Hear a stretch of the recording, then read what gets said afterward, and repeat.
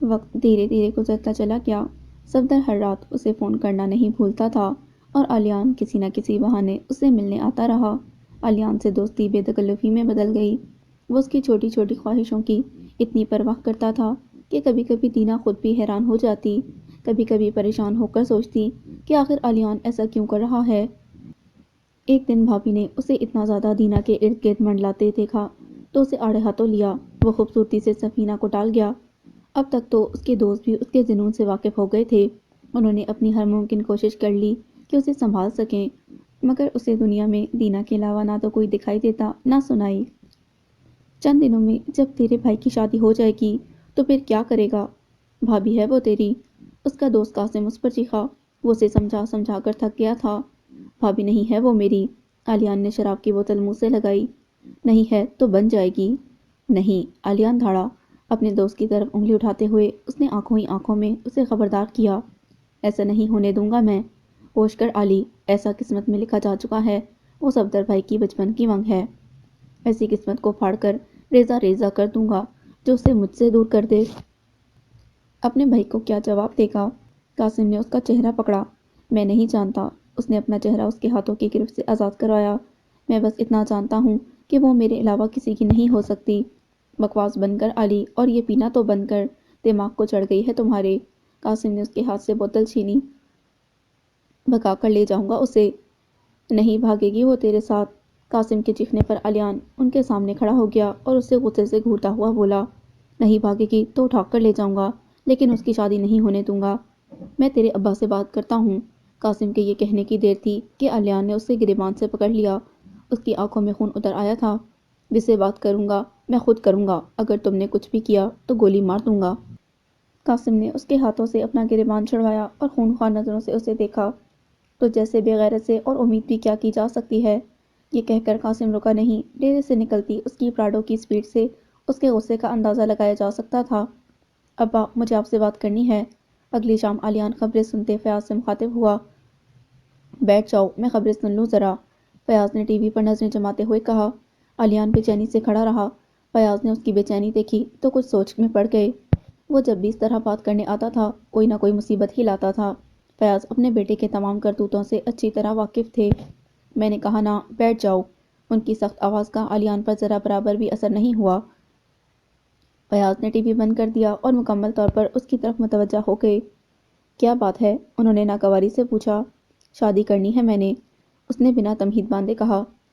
انہوں نے پرسوچ انداز میں اسے اوپر سے نیچے تک دیکھا۔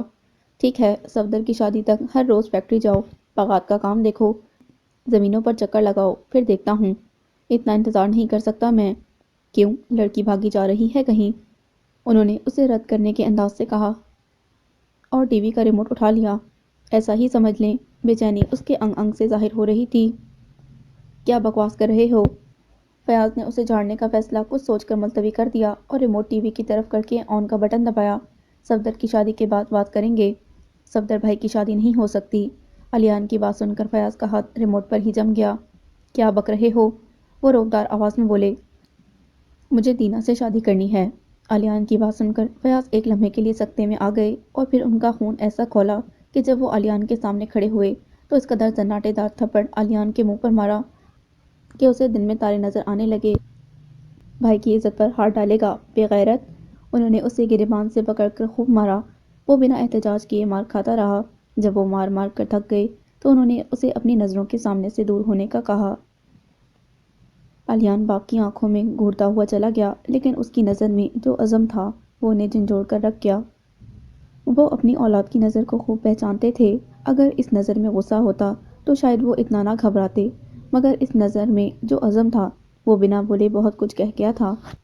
فیاض رات گئے کمرے میں آئے لیکن بستر پر بیٹھ نہیں سکے۔ اپنی کمر پر ہاتھ باندھے وہ کمرے میں بے چینی سے ٹہلتے رہے۔ ذکیہ ان کی چہل قدمی کو محتاط طریقے سے دیکھ رہی تھیں۔ وہ جانتی تھیں کہ جس مسئلے میں وہ الجھے ہیں وہ یقیناً بہت گمبھیر ہے، اس لیے وہ خاموشی سے انتظار کر رہی تھیں کہ کب وہ چپ کا روزہ توڑے، کب انہیں بھی معلوم ہو کہ آخر ماجرا کیا ہے۔ کل ولی بھائی کے گھر جائیں گے؟ کیوں؟ ذکیہ نے انہیں شکی انداز میں گھورا۔ انہوں نے فوری طور پر جواب نہیں دیا۔ چند لمحے گزر جانے کے بعد وہ کمرے کے بیچوں بیچ رک گئے۔ اگلے ہفتے کی تاریخ لینے۔ انہوں نے گہرا سانس بھرا۔ اگلے ہفتے میں ہی صفدر کی شادی ہو جانی چاہیے۔ ایسا کیا بھونچال پڑ گیا ہے؟ ایک ہفتے میں کبھی شادی کی تیاریاں ہوئی ہیں؟ کم سے کم 1 مہینہ تو چاہیے مجھے۔ نہیں، انہوں نے سر نفی میں ہلایا، اتنا وقت نہیں۔ لیکن ابھی ذکیہ کی بات منہ میں ہی تھی۔ فیاض بے چینی سے چیخے، بس کہہ دیا نا تو بحث مت کرو۔ ذکیہ ایک دم چپ ہو گئیں۔ اگلے دن وہ مٹھائی کے ڈبے اور جوڑے اور بہت سے ساز و سامان کے ساتھ جب بھائی کے گھر پہنچے تو گھر والے اس تیاری پر حیران ہو گئے۔ چائے کے بعد ذکیہ نے تاریخ کی بات چھیڑی تو حسب توقع انہوں نے دینا کا BA ہو جانے کی مہلت مانگی۔ جب ذکیہ اور فیاض نے بہت زور دیا تو انہوں نے کم سے کم 1 مہینہ مانگا۔ نہیں بھائی، آپ بس اگلے ہفتے کی کوئی تاریخ دے دیں۔ فیاض، تم ہاتھ پر سرسوں جمانے کی بات کر رہے ہو؟ بیٹی والے ہیں، 1000 تیاریاں ہیں۔ میں سمجھتا ہوں بھائی، مگر آپ بھی نزاکت کو سمجھیں اور بس اگلے ہفتے ہماری بیٹی ہمارے حوالے کر دیں۔ صرف عزت کے ساتھ بیٹی کو رخصت کرا کر لے جانا چاہتا ہوں اور کچھ بھی نہیں۔ ولی تو بات کی نزاکت تک نہ پہنچ سکے، مگر سکندر جو خاموشی سے چچا کے چہرے کے اتار چڑھاؤ دیکھ رہا تھا، اس کے دماغ میں خطرے کی گھنٹیاں بجنے لگیں۔ ٹھیک ہے، میں قدر کرتا ہوں تمہارے اس احساس کی، مگر ٹھیک ہے چچا، اگلے جمعے کو نکاح اور ہفتے کو رخصتی مناسب ہے۔ سکندر اس قدر اچانک بولے کہ گھر کے ہر فرد نے انہیں حیرت سے دیکھا۔ لاؤنج میں داخل ہوتی دینا کے ہاتھ میں چائے کی ٹرے کانپ کر فرش پر آ گری۔ وہ غیر یقینی کسی حالت میں اپنے بھائی کو دیکھے گئی۔ اسے اندر لے کر جاؤ، انہوں نے سخت آواز میں سفینہ سے کہا تو سفینہ فوراً ہی اٹھ گئی۔ میں سارے انتظامات سنبھال لوں گا ابا، انہوں نے ولی کو یقین دہانی کرائی۔ اب جب فیصلہ ہو ہی گیا تھا تو سب نے ایک دوسرے کو مٹھائی کھلائی اور مبارکباد دی۔ مجھے شادی نہیں کرنی، دینا اپنے کمرے میں رو رو کر ہلکان ہو گئی تھی۔ سفینہ اسے سنبھالنے میں ناکام ہو گئی تھی۔ امی نے بھی آ کر اسے سمجھایا مگر اس کا رونا بند نہیں ہو رہا تھا۔ بس ایک ہی رٹ تھی، شادی نہیں کروں گی۔ میں بات کروں گی نا، وہ جانے دیں گے تمہیں کالج؟ امی نے روتی ہوئی دینا کو گلے سے لگایا۔ وہ نہیں جانے دیں گے، وہ اور بھی زور سے رونے لگی۔ بس دینا، اب رونا بند کرو، یہ تو منوسیت ہے۔ اب دیکھو، ہم نے کہا تھا تمہارے BA کے بعد شادی رکھ لیتے ہیں، وہ ہی نہیں مانے۔ آپ شادی سے ہی انکار کر دیتی نا۔ کیا بکواس کر رہی ہو؟ کمرے کے کھلے دروازے سے سکندر کی اتنی اونچی آواز آئی کہ دینا تو کیا ہی ڈری، امی اور سفینہ بھی چونک گئیں۔ کچھ نہیں کہہ رہی بہن، 1 ہفتے میں رخصت ہو جائے گی، ڈانٹنا مت۔ آسیہ فوراً ہی سکندر کو بازو سے پکڑ کر کمرے کے باہر لے گئیں۔ سفینہ نے کچھ بے بسی سے دینا کے آنسوؤں کو دیکھا، اسے دلاسا دے کر وہ بھی نکل گئی۔ اس سے زیادہ وہ کر بھی کیا سکتی تھیں؟ دینا تکیے میں سر دیے رو رہی تھی جب صفدر کا فون آیا۔ اس نے پہلی گھنٹی پر ہی اٹھا لیا۔ رو رو کر اس کی آواز بھاری ہو چکی تھی۔ یہ آپ نے اچھا نہیں کیا، مجھے شادی نہیں کرنی، دینا نے چھوٹتے ہی روتے ہوئے کہا تو صفدر نے پریشانی سے فون کو دیکھا۔ کیا ہو گیا ہے، رو کیوں رہی ہو؟ اس کا رومانٹک موڈ غارت ہو گیا تھا۔ مجھے شادی نہیں کرنی، دینا نے زور زور سے روتے ہوئے کہا تو صفدر بھونچکا رہ گیا۔ لیکن کیوں؟ آپ مجھے کالج نہیں جانے دیں گے، میں مر جاؤں گی، بتا رہی ہوں آپ کو۔ دینا کی بات سے صفدر کے کندھوں پر سے یک دم بھاری بوجھ ہٹ گیا۔ وہ تو گھبرا ہی گیا تھا کہ آخر اسے ہو کیا گیا ہے۔ اس کے کالج جانے کے جنون سے تو وہ اچھی طرح سے واقف تھا۔ میری جان، رو مت، وعدہ کرتا ہوں تمہیں کوئی بھی کالج جانے سے نہیں روکے گا، میں خود لے کر جایا کروں گا۔ آپ جھوٹ بول رہے ہیں، آپ نے پہلے بھی تو وعدہ کیا تھا کہ BA ہونے تک شادی کی بات نہیں کریں گے، آپ مکر گئے اپنے وعدے سے۔ شادی کے بعد بھی مکر جائیں گے؟ اس کے رونے میں اور بھی شدت آ گئی۔ قسم لے لو یار، مجھے تو پتہ بھی نہیں تھا، میں تو ابھی اسلام آباد سے آیا ہوں، میرے دوست کے والد کا انتقال ہو گیا تھا، میں کل سے اسلام آباد میں تھا یار، مجھے پتہ ہوتا تو میں روکتا ابا کو۔ جھوٹ، وہ کسی صورت یقین کرنے کو تیار نہ تھی۔ سچ کہہ رہا ہوں میری جان، یقین کرو میرا، آپ مجھے کالج جانے دیں گے؟ دینا کو روتے روتے سسکیاں لگ گئی تھیں اور صفدر کا بس نہیں چل رہا تھا اسے کس طرح سے یقین دہانی کرائے۔ تم روتی ہو تو مجھے بہت تکلیف ہوتی ہے، اگر تمہیں خوش رکھنے کے لیے اپنی جان بھی دینی پڑے تو 1 لمحہ نہیں سوچوں گا، یقین کرو میرا، میری جان۔ صفدر کو اس کی خاموشی سے لگا کہ وہ رونا بند کر دے گی، مگر چپ ہوتے ہوتے وہ ایک دم پھر سے زور سے رو پڑی۔ روتے روتے اس نے فون بند کر دیا۔ ابھی 1 لمحہ بھی نہیں گزرا تھا کہ فون دوبارہ بجا۔ دینا نے فون کان سے لگایا اور روتے روتے بولی، آپ یہ شادی رکوا دیں، مجھے شادی نہیں کرنی، پلیز یہ شادی رکوا دیں۔ اس نے روتے روتے فون بند کر دیا اور تکیے میں سر دے کر روتی رہی۔ فون کی دوسری طرف آلیان اپنا سانس روک کے بہت دیر تک فون کو دیکھتا رہا۔ اسے یقین نہیں آ رہا تھا کہ اس طرح دینا بھی یہ شادی رکوانا چاہتی ہے۔ صفدر نے بڑی مشکل سے دینا کی ایک دوست کی منتیں تڑ لے کر کے اس سے ملاقات کا انتظام کرایا تھا، دینا نے اسے دیکھتے ہی منہ پھلایا۔ ان کی دوست ان سے دور درخت کے نیچے بیٹھ گئی۔ یار اب بس بھی کرو۔ صفدر نے اس کا ہاتھ اپنے ہاتھ میں لیا۔ اتنا پریشان کر چکی ہو، شادی کی بھی خوشی محسوس نہیں ہو رہی؟ صفدر نے اس کے پھولے منہ کو دیکھ کر کہا۔ کوئی کرتا ہے ایسے؟ آپ نے وعدہ کیا تھا مگر آپ نے اپنا وعدہ توڑ دیا۔ اس فیصلے میں میرا کوئی ہاتھ نہیں ہے۔ اگر آپ کا ہاتھ ہوتا تو روک دیتے کیا؟ دینا نے اسے آنکھیں سکوڑ کر گھورا۔ اب محبت کرنے پر جان لوگی کیا؟ صفدر ہنسا۔ دینا نے اپنا ہاتھ چھڑوا کر منہ موڑ لیا۔ اچھا پکا والا وعدہ ہو گیا؟ تم BA بھی کرنا اور MA بھی، میں خود تمہارا داخلہ کراؤں گا۔ واقعی؟ دینا کی نظروں میں شک ہی شک تھا۔ میری طرف دیکھ کر بتاؤ، جھوٹا لگتا ہوں کیا تمہیں؟ دینا نے اس کی طرف دیکھا تو صحیح، مگر یہ کیسی نظر تھی جو اس کے دل کے جذبات کو ایسے بیدار کر گئی کہ اسے اپنا وجود جذبات کی لے میں بہتا محسوس ہوا۔ کمال ہے، اس کی محبت کا تو تم دم بھرتی رہی، مگر اسے کبھی اس نظر سے دیکھا ہی نہیں۔ اب جب دیکھا تو نظر اس کے وجود سے ہٹانا مشکل ہو گیا۔ کاٹن کی گہری نیلی شلوار قمیض میں اس کا اونچا قد، چوڑے شانے اور گہرا سینہ نمایاں ہو رہا تھا۔ اس کی بھوری آنکھیں اپنی پوری توجہ کے ساتھ اس پر مرکوز تھیں، ایسے جیسے یا تو دنیا میں اس کے علاوہ کسی کا وجود ہی نہ ہو یا پھر کسی کا وجود کوئی اہمیت ہی نہ رکھتا ہو۔ مونچھوں کے نیچے مسکراتے ہونٹ شاید اسے کچھ کہہ رہے تھے۔ دینا یکدم ہوش میں آئی تو دل کو بیقراری نے آ لیا، اور یہ احساس اتنا اجنبی تھا کہ وہ اسے سمجھ ہی نہیں پا رہی تھی۔ بس اسے صرف اتنا پتا تھا کہ بیقراری ہر لمحے کے ساتھ بڑھ رہی تھی۔ بتاؤ، جھوٹا لگتا ہوں تمہیں کیا؟ صفدر کے پوچھنے پر دینا نے ایک ٹرانس کی سی کیفیت میں سر نفی میں ہلایا۔ وعدہ کرتا ہوں تمہیں کالج سے کوئی نہیں روکے گا۔ صفدر نے اس کی گمسم سی آنکھوں میں جھانکا۔ اب تم رونا مت پلیز۔ اب تو میرا کالج بھی بند کرا دیں آپ تو نہیں رہوں گی۔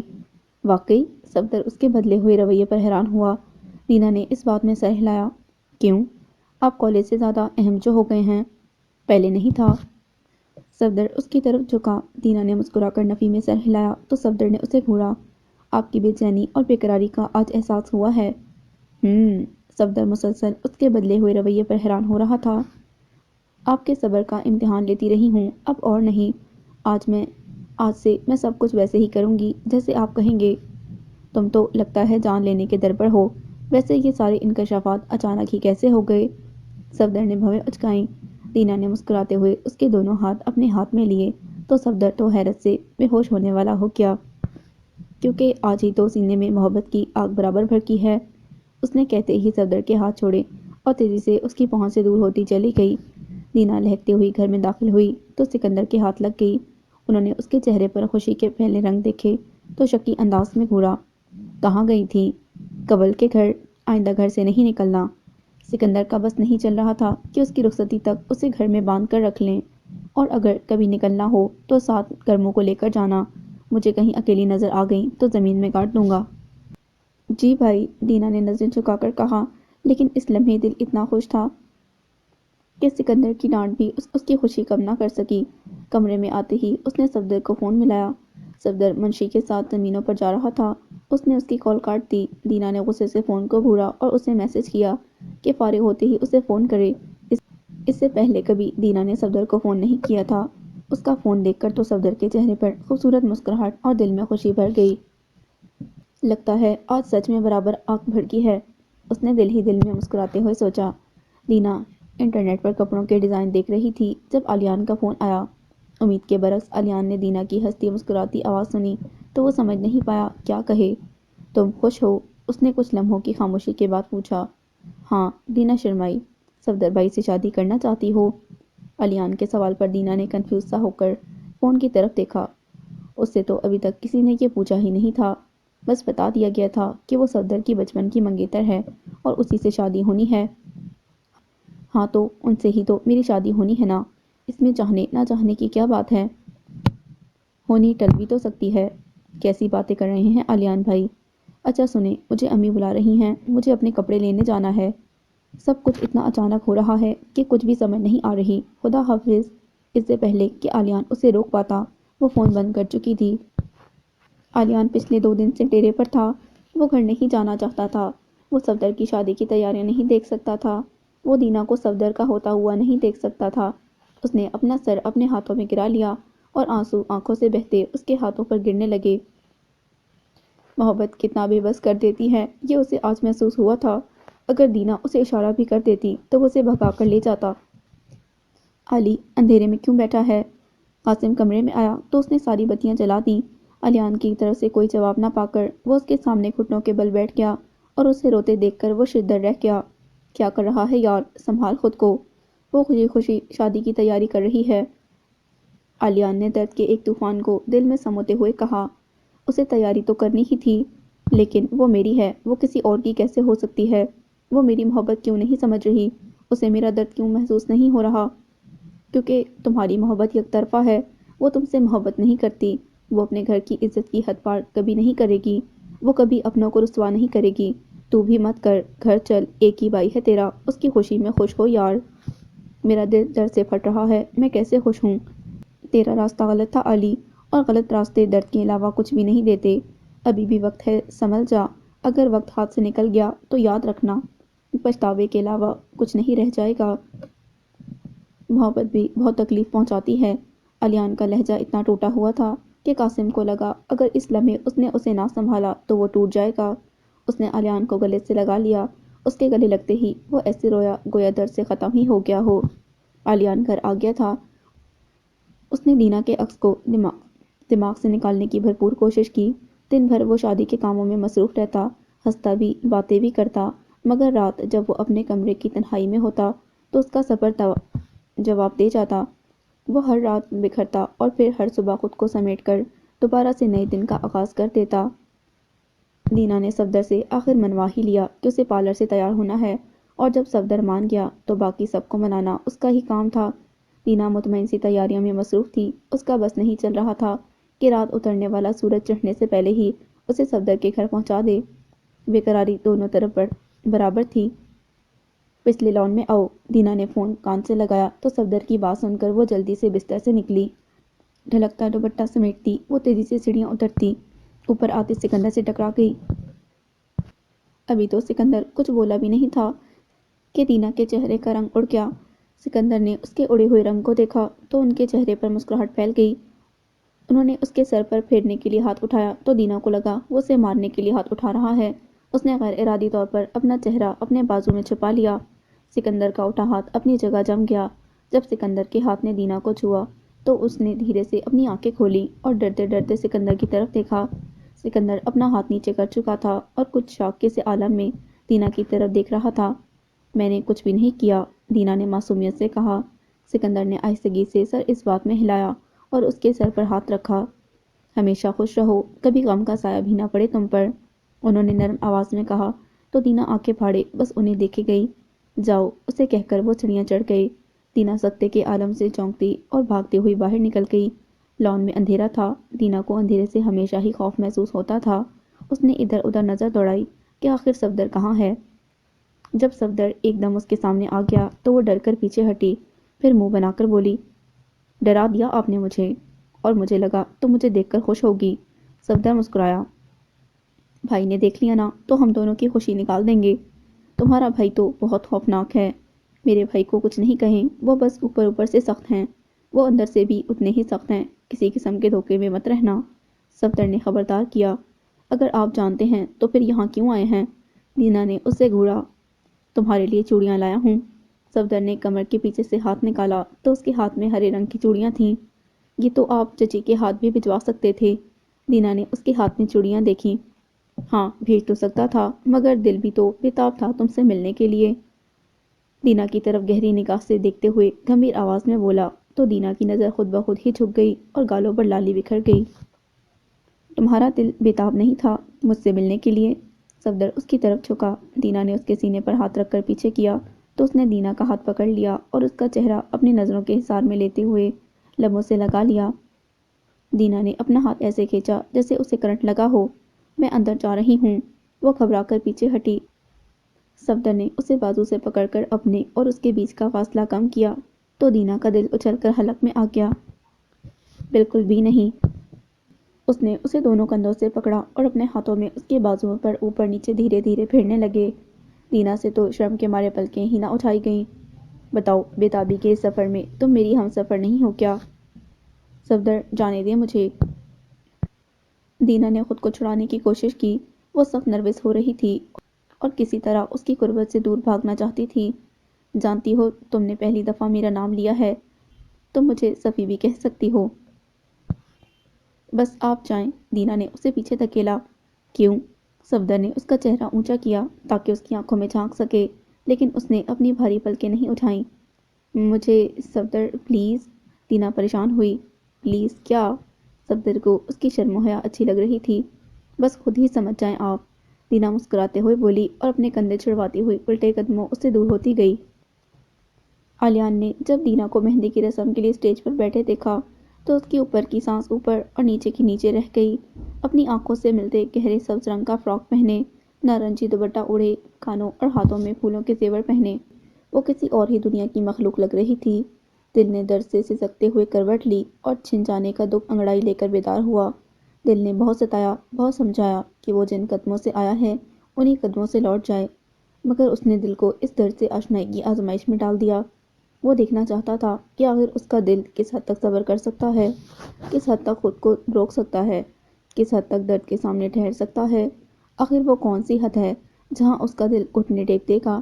درد کی انتہا تھی کہ وجود ریزہ ریزہ ہو رہا تھا، لیکن اس نے خود کو بکھرنے نہیں دیا۔ خود کو سنبھالے اس نے رسم بھی کی، ناچا بھی، اور دینا کو صفدر کے نام کی مہندی لگاتے دیکھتا بھی رہا۔ رات جب گھر جانے تک ہمت ٹوٹ گئی تو وہ تھکے قدموں اور ٹوٹے دل کے ساتھ ڈیرے پر چلا گیا۔ ہاتھ میں بوتل آئی تو سینے سے درد سرکتا محسوس ہوا، یہاں تک کہ اس کے تصور میں دینا کے چہرے کے علاوہ اور کوئی بھی نہیں رہ گیا۔ وہ دینا کے برابر اسٹیج پر بیٹھا تھا، اس کے ہاتھ میں نارنجی رنگ کی چوڑیاں تھیں۔ اس نے وہ چوڑیاں دینا کی طرف بڑھائیں، اس نے مسکرا کر پکڑ لیں۔ یہ والی چوڑیاں صفدر نے دی ہیں۔ اس نے دائیں ہاتھوں میں پہنی ہرے رنگ کی چوڑیاں چھنکائیں۔ آپ جو لائے ہیں وہ میں اس ہاتھ میں پہن لیتی ہوں۔ اس نے چوڑیاں اپنی بائیں کلائی میں پہن لیں۔ اس سے پہلے کچھ ادھورا ادھورا لگ رہا تھا، اب سب مکمل ہو گیا ہے۔ اس نے دونوں کلائیوں میں چوڑیاں چھنکاتے ہوئے آلیان کی طرف دیکھا۔ اس کا مسکراتا چہرہ نظروں سے دل میں اتار کر وہ وہاں سے آ گیا، مگر دل ایسے کرب میں تھا گویا کسی نے کنچھری سے ذبح کر ڈالا ہو۔ دینا کا چہرہ نگاہوں میں گھومتا رہا اور آلیان اسے نگاہوں میں بسائے بسائے سو گیا۔ خواب نگر میں دینا اس کی تھی، وہاں نہ جدائی تھی، نہ درد اور نہ ہی اسے کھو دینے کا خوف۔ کیا کر رہا ہے آلیان؟ ابھی تک سویا ہوا ہے؟ اٹھ یار، تیری امی نے فون کر کے مجھے پریشان کر دیا ہے۔ قاسم نے سوتے ہوئے آلیان کو جگایا۔ ادھر گھڑولی کی رسم بھی شروع ہو گئی ہوگی، بارات بس نکلی ہی جاتی ہے اور تو ابھی تک پڑا ہوا ہے۔ قاسم نے اسے پکڑ کر بٹھایا۔ سونے دے مجھے، آلیان نے خود کو اس سے چھڑوایا۔ 2-3 گھنٹے کی بات ہے، واپس آ کر سو جانا۔ اٹھ جا، تیرے سگے بھائی کی شادی ہے۔ آلیان نے کچھ حیرت سے قاسم کی شکل دیکھی اور پھر اپنا سر اپنے ہاتھوں میں گرا دیا۔ وہ کیسے بھول گیا کہ صرف خواب میں دینا اس کی تھی، حقیقت میں تو وہ صفدر کی دلہن بن رہی تھی۔ دینا بھابھی بھی پارلر سے گھر پہنچتی ہوگی، ہم بارات کے ساتھ نہ جا سکے تو سیدھا ادھر ہی پہنچ جائیں گے۔ تو جلدی سے تیار ہو جا، گاڑی کی چابی دے مجھے۔ آلیان بجلی کی تیزی کی طرح کھڑا ہوا اور قاسم کا ماتھا ٹھنکا۔ کیوں؟ میں تیری گاڑی لے کر جا رہا ہوں، تو میری لے جا۔ اس کا انجن مسئلہ کر رہا ہے، تو دیکھ لینا، میں پہچانتا ہوں۔ آلیان نے اس کی جیب سے گاڑی کی چابی نکالی۔ میں چلتا ہوں نا ساتھ۔ قاسم کو اس آندھی طوفان جیسے رویے کی سمجھ نہیں آئی۔ نہیں، تو میری گاڑی لے جا، میں تجھے ملتا ہوں۔ آلیان بنا رکے دروازے کی طرف بڑھ گیا۔ کرمو چاچا سڑک کے دوسری پار پارلر کے گارڈ کے ساتھ بیٹھے چائے پی رہے تھے۔ انہوں نے کالے رنگ کی پراڈو کو تیزی سے پارلر کے سامنے آ کر رکتے دیکھا تو اس کے بارے میں زیادہ خیال نہیں کیا، لیکن چند لمحوں بعد دلہن بنی دینا کو اس گاڑی میں سوار ہوتے دیکھا تو انہیں تشویش ہوئی۔ وہ فوراً اٹھے، انہیں لگا گاڑی انہیں بٹھانے کے لیے رکے گی، مگر گاڑی تو فراٹے بھرتے ہوئے نکل گئی۔ وہ یہ سوچ کر سر جھکا کر پیدل ہی چل پڑے کہ ان بڑے لوگوں کا کیا پتہ کیا سوچتے اور کیا کیا کرتے ہیں۔ سفینہ کے سیٹ کے ساتھ کے جھمکے گھر رہ گئے تھے۔ آسیہ نے انہیں کہا تھا کہ وہ جھمکے سفینہ تک پہنچا دیں۔ وہ سفینہ کو جھمکے پہنچانے کی غرض سے ملک فیاض کے گھر کی طرف چل پڑے۔ سکندر نے گاڑی جب پارلر کے سامنے کھڑی کی تو کرمو چاچا کا دور دور تک نام و نشان نہیں تھا۔ ان کا دماغ کھول کر رہ گیا، لیکن ان کے ہاتھوں کے طوطے تو تب اڑے جب انہیں پتہ چلا کہ دینا پارلر میں نہیں ہے۔ پریشانی کے عالم میں وہ اپنی گاڑی اڑاتے ہوئے گھر پہنچے۔ انہیں پوری امید تھی کہ دینا کو کوئی اور گھر لے آیا ہوگا۔ دینا کہاں ہے؟ امی کا یہ سوال ان کے پاؤں کے نیچے سے زمین کھینچ کر لے گیا۔ کہاں ہے بیٹے؟ آسیہ بیٹے کے چہرے سے ہوائیں اڑتی دیکھ چکی تھیں۔ کہیں چلی گئی؟ ان کی آواز اتنی دھیمی تھی کہ لاؤنج میں داخل ہوتے ہوئے ولی اس کی آواز نہیں سن سکے۔ کسی کے ساتھ چلی گئی؟ کیا کہہ رہے ہو؟ ولی نے اپنے اور اس کے بیچ کا فاصلہ طے کیا۔ بھاگ گئی، ہماری عزت اپنے قدموں تلے رون کر بھاگ گئی۔ ان کے ماتھے کی تنی ہوئی رگوں سے ان کے غصے کا بخوبی اندازہ لگایا جا سکتا تھا۔ ایسا نہیں ہو سکتا، آسیہ تڑپ کر بولی۔ ایسا ہو گیا ہے۔ سکندر نے ایک بار بھی اپنی آواز اونچی نہیں کی۔ جس کا سر اس کی بہن نے جھکا دیا ہو، اس کی آواز کیسے بلند ہو سکتی ہے؟ چلی گئی ہے وہ۔ ایسا نہیں ہو سکتا بیٹا، کرمو تھا وہاں، وہ کہاں ہے، اسے پتہ کرو۔ آسیہ پریشانی سے ہاتھ ملتے ہوئے بولی، لیکن ولی بالکل خاموشی سے قریب کی کرسی پر بیٹھ گئے۔ ان کے دل سے ٹوٹ کر فریاد نکلی کہ یا رب میری بیٹی کو محفوظ رکھنا۔ وہاں نہیں تھا کرمو چاچا۔ میں نے اسے کہا تھا کہ سفینہ کو جھمکے دیتے آنا، وہ وہاں گیا ہوگا اور دینا بھی وہاں ہوگی۔ پتال کے نیچے بھی ہوئی تو ڈھونڈ کر نکال لوں گا اسے، اور اسے گولی میں اپنے ہاتھوں سے ماروں گا۔ سکندر نے اپنا پستول نکالا اور گھر سے نکل گیا۔ ولی اور آسیہ ایک دوسرے کو دیکھتے رہے مگر کچھ کہہ نہ سکے۔ عزت تو داؤ پر لگ گئی تھی مگر ابھی بھی ولی کے لیے عزت سے بھی زیادہ اہم بیٹی تھی۔ انہوں نے دل ہی دل میں اس کی خیریت کے لیے منتیں مانگنا شروع کر دیں۔ وہ چاہتے بھی تو اس لمحے سکندر کو نہیں روک سکتے تھے۔ کیا ہو رہا ہے؟ صفدر ابھی تیار ہونے کمرے میں گیا تھا کہ اسے ابا کا بلاوا ملا۔ وہ ابا کے کمرے میں پہنچا تو سکندر کو دیکھ کر پریشان ہو گیا۔ سکندر دینا کو لینے گیا تھا مگر وہ پارلر نہیں تھی۔ کیا کہہ رہے ہیں ابا؟ کوئی اور اسے گھر لے گیا ہوگا۔ آپ نے گھر پر دیکھا سکندر بھائی؟ صفدر کی رگوں میں خون جمنے لگا تھا۔ سکندر اس کے جواب میں کچھ نہیں بولا۔ اس کی آنکھوں میں خون اترا ہوا تھا۔ آپ سفینہ کو بلائیں، سکندر نے چچا سے کہا۔ میں باجی کو لے کر آتا ہوں۔ صفدر کمرے سے نکل گیا۔ چند لمحوں میں بوکھلائی ہوئی سفینہ کمرے میں داخل ہوئی۔ تم جانتی تھیں اس کا پلان؟ اس کے اندر آتے ہی سکندر کی سخت آواز کمرے میں گونجی۔ مجھے کچھ سمجھ نہیں آ رہی، آپ کیا پوچھنا چاہ رہے ہیں؟ کیا تم جانتی تھیں دینا بھاگ جائے گی؟ سکندر کی آنکھوں میں جو طوفان تھا وہ بربادی کا پیش خیمہ تھا۔ یہ کیا کہہ رہے ہیں آپ؟ سکندر بھائی، دینا بھاگ نہیں سکتی۔ اس کے ساتھ کوئی حادثہ پیش آ گیا ہوگا، وہ خود اپنی مرضی سے نہیں جا سکتی۔ کیا تم جانتی تھیں؟ اس سارے عرصے میں سکندر کی آواز پہلی دفعہ بلند ہوئی۔ سفینہ کانپ کر پیچھے ہٹی اور اس نے نفی میں سر ہلایا۔ میں بتا رہا ہوں نا سکندر بھائی، اس کے ساتھ کوئی حادثہ پیش آیا ہوگا، وہ بھاگ نہیں سکتی۔ صفدر کی آواز بھی نہ چاہتے ہوئے بلند ہو گئی۔ اس سے پہلے کہ کوئی مزید کچھ کہتا، سب کی توجہ دروازے پر ہونے والی دستک پر مرکوز تھی۔ فیاض نے اجازت دی تو کرمو چاچا اندر داخل ہوئے۔ ان کے ہاتھ میں سفینہ کے جھمکے تھے مگر ماحول کی گرمی کا انہیں ایک لمحے میں اندازہ ہو گیا۔ دینا کہاں ہے؟ سکندر کے سوال پر ان کے پیروں کے نیچے سے زمین ہی نکل گئی۔ چھوٹے مالک، وہ گھر پہنچ گئی ہوں گی۔ اس جواب پر کرمو چاچا کو اتنا سناٹے دار تھپڑ پڑا کہ وہ زمین پر جا گرے۔ میرے سوال کا سیدھا سیدھا جواب چاہیے۔ میں وہاں تمہیں دینا کی حفاظت کے لیے چھوڑ کر آیا تھا، کہاں ہے وہ؟ میں تو سارا وقت وہیں تھا چھوٹے مالک۔ کرمو چاچا بامشکل اپنے پاؤں پر کھڑے ہوئے۔ ایک کالے رنگ کی پراڈو رکی، ایک لڑکا اترا اور دینا بی بی اس کے ساتھ گاڑی میں بیٹھ کر چلی گئی۔ کرمو چاچا نے کانپتی آواز میں کہا، ان کے خاندان میں کسی کے پاس کالے رنگ کی پراڈو نہیں تھی۔ میں سمجھا آپ نے کسی کو بھیجا ہوگا۔ صفدر، جو ابھی تک اس یقین میں تھا کہ دینا بھاگ نہیں سکتی، اپنے وجود کا بوجھ برداشت نہ کرتے ہوئے وہ بستر پر بیٹھ گیا۔ اس کا وجود تیز آندھیوں کی زد میں تھا۔ دل میں درد کا جو طوفان اٹھا تھا اسے زمین سے اکھاڑ پھینکنے کی ایسی ہولناک کوشش کر رہا تھا کہ صفدر کو سانس لینا بھی دشوار لگ رہا تھا۔ پہلی گولی جب اسے مار لوں گا تو دوسری تمہیں ماروں گا، سکندر نے لرزتے ہوئے کرمو چاچا کا گریبان پکڑ کر کہا اور ایک تیز نظر سفینہ پر ڈال کر کمرے سے نکل گئے۔ فیاض چپ چاپ اس سوچ میں گم تھے کہ یہ جو آگ ان کے گھر میں لگی ہے وہ کہیں گھر کے چراغ سے ہی نہ لگی ہو۔ کرمو چاچا کمرے سے نکلے تو پیچھے پیچھے سفینہ بھی نکلی، لیکن اس سے پہلے کہ وہ دور جاتی اس نے صفدر کو کھڑے ہوتے دیکھا۔ جس ٹوٹ پھوٹ کا وہ شکار ہوا تھا اس کا اندازہ انہیں بخوبی تھا مگر اس کی آنکھوں میں جو غصہ اور جنون تھا وہ بالکل نیا تھا۔ یہ لو، فیاض نے اپنے سائڈ ٹیبل سے پستول نکال کر اسے تھمایا، جاؤ اپنی عزت کا ادھار چکا کر آؤ۔ سفینہ کے پاؤں زمین نے جکڑ لیے جب صفدر نے عزم کے ساتھ پستول ہاتھ میں پکڑی اور بنا کچھ کہے کمرے سے باہر آ گیا۔ صفدر، سفینہ نے اسے روکنا چاہا مگر اس وقت درد، غم اور غصے کا جو طوفان اس کے اندر ٹھاٹھے مار رہا تھا وہ اپنے ساتھ بہت کچھ بہا کر لے گیا۔ وہ تھم نہیں سکتا تھا۔ صفدر نے دھیرے سے سر نفی میں ہلا کر سفینہ کو کچھ بھی کہنے سے باز رکھا۔ سفینہ نے ایک گہری سانس بھر کر آنکھیں بند کر لیں اور پھر کچھ خیال آنے پر وہ ایک دم نیچے کو بھاگی۔ کرمو چاچا مجھے بتائیں گاڑی کیسی تھی اور کیا نمبر تھا اس کا؟ کالے رنگ کی پراڈو تھی بیٹی، نمبر کی جگہ شاہ 1 لکھا تھا۔ میرے ساتھ آئیں۔ سفینہ تیزی سے حویلی کے پچھلے حصے کی طرف بڑھی۔ مردانے سے قاسم کو بلا کر لائیں اور گاڑی ادھر پیچھے کی طرف لائیں۔ آلیان بھائی آپ مجھے یہاں کیوں لائے ہیں؟ دینا کا دل ڈر کے مارے اتنی تیزی سے دھڑک رہا تھا کہ اسے لگا پسلیوں سے باہر آ جائے گا۔ وہ انتہائی مشکل سے اسے گھر کے اندر لایا تھا۔ اب بیڈ روم میں وہ بے چینی سے کھڑا اپنے بالوں میں انگلیاں پھیر رہا تھا۔ بیٹھ جاؤ، آلیان نے نرمی سے کہا۔ مجھے نہیں بیٹھنا، مجھے گھر لے کر جائیں، سب پریشان ہو رہے ہوں گے۔ دینا کی بات کا آلیان نے کوئی جواب نہیں دیا۔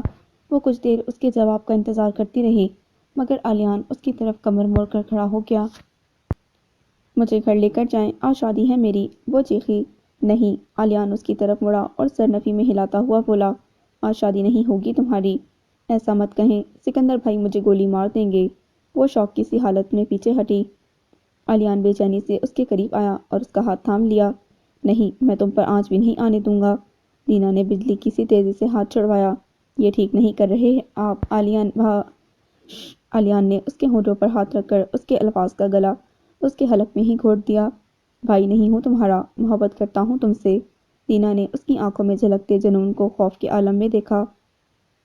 میں آپ کے بھائی کی ہونے والی بیوی ہوں۔ دینا کے لہجے میں دکھ ہی دکھ تھا۔ نہیں، صرف میری دلہن بنو گی، مجھ سے ہی ہوگی تمہاری شادی۔ ایسا نہیں ہوگا، میں اپنے گھر والوں کی عزت اپنے پاؤں تلے نہیں رون سکتی، مجھے گھر چھوڑ کر آئیں۔ دینا رونے کے ساتھ ساتھ چیخی۔ رو نہیں میری جان، آلیان نے اس کے آنسو صاف کیے۔ دینا نے خود کو اس کے ہاتھوں سے آزاد کروایا اور دروازے کی طرف بھاگی، لیکن آلیان نے کسی جنونی کی طرح اسے بازو سے پکڑ کر اپنی طرف پلٹا۔ مت پرواہ کرو دنیا کی، میں تمہیں اس دنیا سے بہت دور لے جاؤں گا، کوئی تم تک نہیں پہنچ سکے گا۔ میں آپ کے ساتھ کہیں نہیں جاؤں گی۔ کیوں ڈر رہی ہو تم؟ میں آپ کے ساتھ نہیں رہنا چاہتی۔ مجھے دیکھیں آلیان بھائی، غور سے دیکھیں، میں آپ کے بھائی کی دلہن بنی کھڑی ہوں۔ جس چوکھٹ سے آپ مجھے دور لے کر آئے ہیں، اس چوکھٹ سے اپنے بھائی اور باپ کی عزت ساتھ لائی ہوں۔ مت روندیں مجھے جانے دیں۔ دینا نے اسے سمجھانے کی کوشش کی۔ جانے کی بات مت کرو، آلیان نے دھیمی آواز میں کہا۔ مجھے جانے دیں آلیان بھائی۔ بتایا نا، بھائی نہیں ہوں تمہارا۔ آلیان اتنی زور سے چیخا کہ دینا کے ڈر کے مارے چیخ نکل گئی۔ اور جانے کی بات نہ کرو، تم نہیں جا سکتی ہو۔ آلیان نے اسے جھنجھوڑا۔ میں آپ کے ساتھ نہیں رہوں گی، میں صفدر کی دلہن ہوں، وہ انتظار کر رہے ہوں گے میرا۔ نہیں ہو تم صفدر بھائی کی دلہن۔ آلیان نے جنونی حالت میں دینا کا دوپٹہ کھینچ کر اس کے سر سے اتارا تو دینا کا ڈر کے مارے رنگ سفید پڑ گیا۔ کانپتی ٹانگوں کے ساتھ اس نے آلیان کی آنکھوں میں جھانکا۔ تمہاری شادی صرف مجھ سے ہوگی۔ نہیں، دینا ڈر کے پیچھے ہٹی، میں کبھی آپ سے شادی نہیں کروں گی۔ تو ٹھیک ہے، آلیان آنکھوں میں غصہ اور عزم لیے اس کی طرف بڑھا۔ میں تمہیں جانے نہیں دوں گا، بھلے تم مجھ سے شادی کرو یا نہیں، مجھے کوئی فرق نہیں پڑتا۔ مجھے صرف اتنا پتا ہے کہ تم میری ہو اور میرے پاس ہو اور میرے پاس ہی رہو گی۔ مجھ سے دور رہیں آلیان بھائی۔ دینا اس کے ہر بڑھتے قدم کے ساتھ ساتھ پیچھے ہٹ رہی تھی۔ اتارو یہ چوڑیاں، یہ زیور اور یہ سارا ہار سنگھار۔ آلیان اس سے 2 قدم دور رک گیا۔ دینا اپنی جگہ ساکت رہی تو آلیان نے اس کی کلائی پکڑ کر زبردستی چوڑیاں اتارنا شروع کر دیں۔ سونے کی چوڑیاں ہاتھوں پر خراشیں ڈالتی ہوئی اتر گئیں، مگر کانچ کی چوڑیاں ٹوٹ کے اس کے ہاتھ زخمی کر رہی تھیں۔ خون بہتا رہا مگر آلیان چوڑیاں اتارتا رہا۔ اس کے بعد اس نے اس کا ایک ایک زیور نوچ کر اتار دیا اور پھر اس نے اپنے زخمی کر دینے والے ہاتھ سے اس کی لپسٹک اتاری۔ صرف میری ہو تم، کسی کی دلہن نہیں ہو۔ دینا کے آنسو اس کے گالوں پر پھسلنے لگے۔ آلیان ساری حدیں پار کر کے اس کے اتنے قریب کھڑا تھا کہ اس کی گرم سانسیں اس کے چہرے کو چھو رہی تھیں۔ آپ ایک درندے کی مانند ہیں جو صرف میرے وجود پر قبضہ کر سکتے ہیں، مگر میرا دل کبھی آپ کے لیے نہیں دھڑکے گا، آپ کو کبھی قبول نہیں کروں گی۔ اس کے چہرے پر نرمی سے پھیرتے آلیان کا ہاتھ رک گیا۔ میں آپ کو کبھی معاف نہیں کروں گی۔ اگر محبت کے دعوے دار ہیں تو اتنا تو سوچتے، محبت تو عزت کی چادر پہناتی ہے، سر سے چھینتی نہیں ہے۔ آلیان نے اپنا ہاتھ اس کے چہرے سے ہٹا لیا اور اس کے بازو کی طرف دیکھا جہاں سے خون دھیرے دھیرے رس رہا تھا۔ آلیان نے اس کے ہاتھ میں پہنی ہیرے کی انگوٹھی کی طرف دیکھا۔ بے تکلفی اور اعتبار کے زمانے میں دینا نے اسے بتایا تھا کہ یہ انگوٹھی اسے صفدر نے لے کر دی ہے۔ آلیان کو اپنا وجود درندے سے بھی زیادہ گھٹیا محسوس ہوا۔ اس نے دینا کے ہاتھ سے انگوٹھی اتاری اور اپنے ہاتھ میں پکڑ کر اس کو دیکھا۔ اس میں خون کے داغ تھے۔ کیوں کر رہی ہو ایسے؟ میں صفدر سے بہت محبت کرتی ہوں۔ یہ وہ الفاظ تھے جو آلیان صرف اپنے لیے سننا چاہتا تھا۔ صفدر کے لیے یہ الفاظ سن کر اسے لگا وہ ٹوٹ کر بکھر گیا ہو۔ وہ دینا سے 2 قدم پیچھے ہٹا۔ اس کا دل چاہا وہ پوری دنیا کو آگ لگا دے، ایسا کہرام برپا کرے کہ دنیا دہل جائے۔ وہ ہار گیا تھا، سب کچھ کر کے بھی ہار گیا تھا۔ جب وہ دینا کا دل ہی نہیں جیت سکا تو پھر رہ ہی کیا گیا تھا جس سے وہ جیتتا؟ سب کچھ ہوتے ہوئے بھی اس کا کچھ نہیں تھا۔ اس کے سامنے کھڑی لڑکی جس کے لیے وہ جان دے بھی سکتا تھا اور لے بھی سکتا تھا، کسی اور کی محبت قدم بھر رہی تھی۔ وہ کسی اور کی دلہن بنی کھڑی تھی، وہ اس کی نہیں تھی۔ اس کی چاہتوں کو اس نے بے مول کر دیا تھا۔ علیان نے ٹوٹے ہوئے انداز میں اسے دیکھا اور شکست خوردہ انداز میں بولا، ٹھیک ہے، جانے دوں گا میں تمہیں، مگر آج تم صرف میری ہوگی۔ رات جب اجلی صبح میں تبدیل ہوئی تو نہ روشنی لائی، نہ گرمائش، اور نہ ہی ایک نئے دن کی نوید۔ اندھیرا ختم ہو جانے کے باوجود تاریکی نہیں چھٹی۔ دینا دیوار سے ٹیک لگائے ٹھنڈے فرش پر ہوش اور بے ہوشی کے بیچ جھول رہی تھی۔ رات پوری بیت گئی تھی، اس کی رخصتی کا وقت بیت گیا تھا اور کوئی اسے ڈھونڈ نہیں پایا تھا۔ اب اگر کوئی اسے ڈھونڈ بھی لیتا تو قبول نہیں کرتا۔ اس کی شادی کی رات اس کے نصیب میں بربادی لکھ دی گئی تھی۔ وہ تو انصاف کی حقدار ہی نہیں رہی تھی۔ اب اس کے حق میں صرف اس کے باپ اور بھائی کی عزت کا ادھار تھا، جو جان دے کر ہی چکایا جا سکتا تھا۔ وہ اپنے رسم و رواج سے واقف تھی، جانتی تھی اگر باپ نے چھوڑ دیا تو بھائی کی گولی کا نشانہ بن جائے گی۔ اسی لیے علیان کے کمرے سے چلے جانے کے بعد بھی اس کے جسم میں جنبش نہیں آئی تھی۔ کمرے میں قدموں کی چاپ سنائی دی تو اس نے اپنی نگاہیں اٹھا کر دیکھا۔ سفینہ اس کی جانب بڑھ رہی تھی اور کچھ کہہ رہی تھی، مگر اس کو الفاظ کی سمجھ نہیں آ رہی تھی۔ وہ ناسمجھی میں سفینہ کی طرف ٹکٹکی باندھے دیکھتی رہی۔ اس کے الفاظ تو سنائی دے رہے تھے مگر وہ مفہوم کھو چکے تھے۔ یہ کیا ہو گیا؟ دینا، ہوش کرو، اٹھو، دینا اٹھو، بھاگو، بھاگو دینا، بھاگو، چاچا، چاچا لے جا اسے، دینا بھاگو، وہ آ رہے ہیں، بھاگو میری جان، بھاگو دینا۔ بھابھی کی چیختی لرزتی آواز پر دینا اپنے پاؤں پر تو کھڑی ہو گئی مگر اسے سمجھ نہیں آئی کہ وہ کہاں اور کیوں جا رہی ہے۔ قاسم، پکڑو اسے۔ سفینہ کی آواز پر قاسم تیزی سے آگے بڑھا اور گرتی ہوئی دینا کو اس نے اپنے بازوؤں میں تھام لیا۔ تم اسے یہاں سے کہیں دور لے جاؤ۔ سکندر اور صفدر دونوں کو اس جگہ کا پتہ چل گیا ہے، وہ آتے ہی ہوں گے، اسے زندہ نہیں چھوڑیں گے۔ قاسم نے بے ہوش دینا کو اپنے بازوؤں میں اٹھایا اور تیزی سے باہر نکلا۔ میں فارم ہاؤس لے جا رہا ہوں، علیان میری گاڑی ادھر ہی چھوڑ گیا ہے اور میرے پاس دوسری چابی ہے، فارم ہاؤس تک کوئی نہیں پہنچ سکے گا۔ ہاں جاؤ کرمو چاچا، آپ مجھے گھر لے جائیں۔ قاسم نے بے ہوش دینا کو گاڑی میں ڈالا اور لمحے میں اس کی پراڈو فراٹے بھرنے لگی۔ دھول اڑاتی دونوں گاڑیاں الگ الگ راستے پر نکل گئیں۔ اگر انہیں نکلنے میں چند لمحے بھی اور لگ جاتے تو صفدر اور سکندر کی گاڑیوں سے ان کا سامنا ہو جاتا۔ تب صرف دینا ہی نہیں، سفینہ، قاسم اور کرمو چاچا کی بھی موت یقینی تھی۔ گاؤں سے دور یہ غیر آباد گھر چودھری اختر کا تھا۔ وہ خود امریکہ میں مقیم تھے، یہاں ان کے صرف نوکر ہی آیا جایا کرتے تھے، یا پھر اوباش قسم کے لڑکوں نے جب عیاشی کرنی ہوتی تھی تو وہ نوکروں کو پیسے دے کر گھر کا استعمال کرتے تھے۔ سکندر اور صفدر کی گاڑیوں کی دل دہلانے والی بریک ساتھ ساتھ لگی تھی۔ جب وہ اپنی اپنی گاڑیوں سے نکلے تو دونوں کے ہاتھ میں لوڈڈ پستول تھی۔ وہ دندناتے ہوئے گھر کے اندر داخل ہوئے۔ سکندر اور صفدر نے گھر کا ایک ایک حصہ چھانا، بالآخر ایک کمرے میں آ کر ان کے پاؤں کو زمین نے جکڑ لیا۔ اس کمرے میں ٹوٹی ہوئی چوڑیوں کے ساتھ خون کے دھبے تھے۔ دینا کے زیور پورے کمرے میں بکھرے ہوئے تھے۔ اس کا دوپٹہ بیڈ کے کنارے سے لٹک رہا تھا۔ اس کے سر کی سوئیاں فرش پر پھیلی ہوئی تھیں۔ صفدر نے ایک گہرا سانس کھینچا اور لڑکھڑاتے قدموں کے ساتھ کمرے سے باہر نکل گیا۔ سکندر کا خون اس حد تک گرم ہو گیا کہ انہوں نے خالی فرنیچر کو ہی اپنی گولیوں کا نشانہ بنا ڈالا۔ میں معاف نہیں کروں گا تمہیں دینا، جب تک اپنے پستول کی ساری گولیاں تمہارے سینے میں نہ اتار لوں۔ میری غیرت اور میری عزت ادھار ہے تم پر۔